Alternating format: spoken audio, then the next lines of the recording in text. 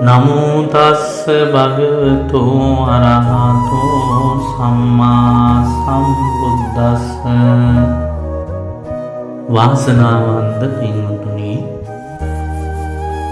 බුදුරජාණන් වහන්සේ වදාලා මනුෂ්‍යාත්ම භාවය ඉතාම දුර්ලභයි කියලා. දුර්ලභංච මනුස්සත්තං කියලා බුදුරජාණන් වහන්සේ වදාලා. පින්වතුනි, මනුෂ්‍යාත්ම භාවය දුර්ලභ වෙන්නේ කොහොමද?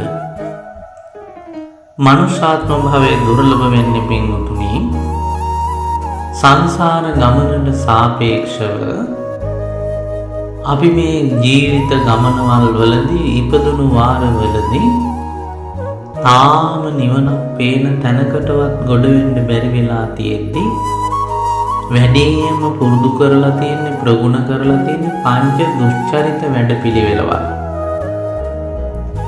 මේ පංච දුෂ්චරිත වැඩපිළිවෙළවල් නිසා අපි මේ වෙනකොටත් පින්වතුනි සංසාරේ ගෙවලා ඉවර කරන්න බැරි, ලිහලා ඉවර කරන්න බැරි, කියලා ඉවර කරන්න බැරි, දැකලා අහලා ඉවර කරන්න බැරි තරම් විශාල කර්ම ස්කන්ධයක් ගොඩ කරගෙනයි ඉන්නේ.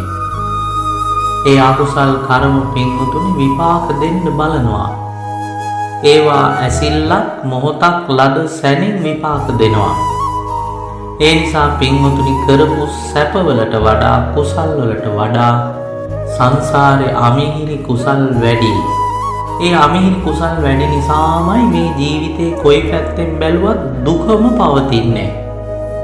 ඒක ලෝකේ ස්වභාවයක්. එක පැත්තකට තව අතකට දුක් සහිත ලෝකයේ දුකෙන්ම ගෙවපු නිසා, දුක් ඉපදවීම පිණිසම වැඩ කරපු නිසා අපිට මහා භයංකාර කර්ම රාශියක් ජීවිතේ තියෙනවා.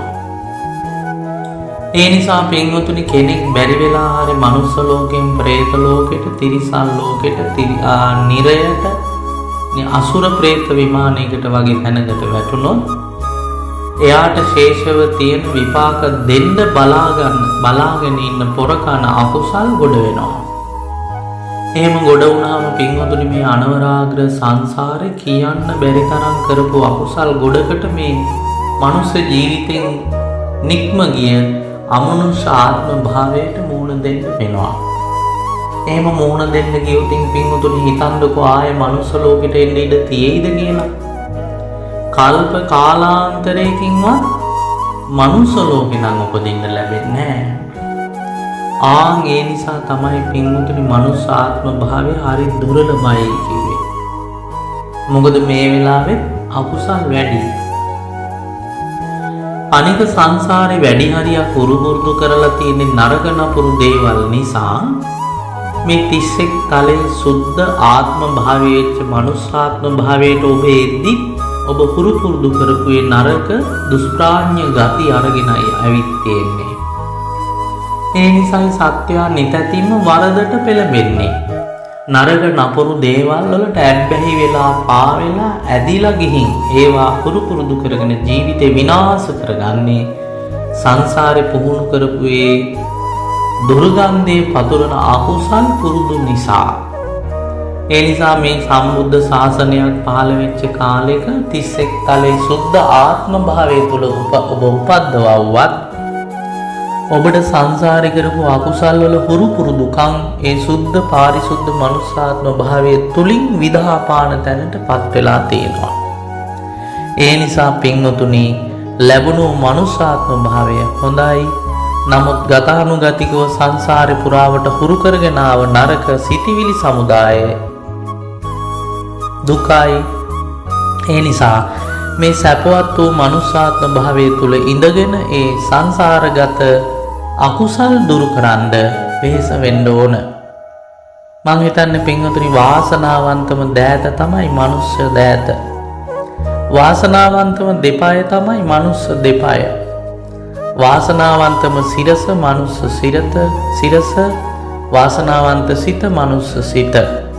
මේ වාසනාවන්ත මනුස්ස දෑතින් මේ සංසාරේ දානෙ දීපු කෙනෙක් සම්බුදු පදවි ලැබුවා සත්‍යයි නම් අපිටත් පින්වතුනි මේ වාසනාවන්ත දෑතින් දන් දීම හුරු කරගෙන නිවනට යන්න පුළුවන්.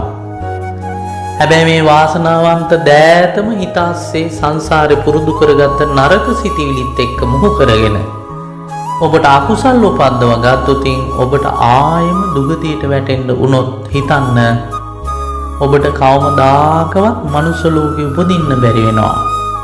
බුදුරු කී දෙනෙක් නම් ඒ දුර්ගති විපාක විඳින කාලේ මනුස්ස ලෝකෙ බුදු වෙලා පිරිනිවන් පායිදනේ.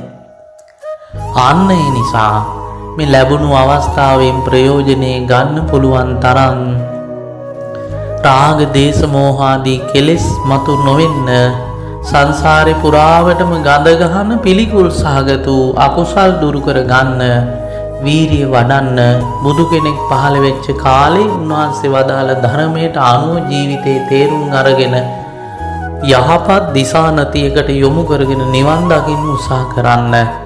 මොකද මනුෂ්‍යාත්ම භාවය ඇත්තටම හරිම දුර්ලභයි. මේ තියෙන අකුසල් කන්ද බලාගෙන ඉන්නේ ඔබ යට කරගෙන යන්න. එහෙම යට වුණොත් ආයේ උඩට එන්න බැරි වෙයි කවමදාකටවත් ලේසියකට සංසාරේ. ඒ නිසා දුර්ලභව ලැබුණු මනුස්ස ජීවිතේ ප්‍රයෝජනවත් ඒක භාවිතා කරගෙන නිවන් පුරයට සේන්දු වෙන සතුටුදායක සැනසෙලිදායක උත්තම මනුස්ස රත්නයක් බවට පත් වෙන්න මහන්සි වෙන්න. ඒ වෙනුවෙන් ඔබගේ පාරමිතාව සම්පූර්ණ කරගන්න ඔබට ශක්තිය ධෛර්යය වාසනාව උදා වේවා. තෙරුවන් සරණයි.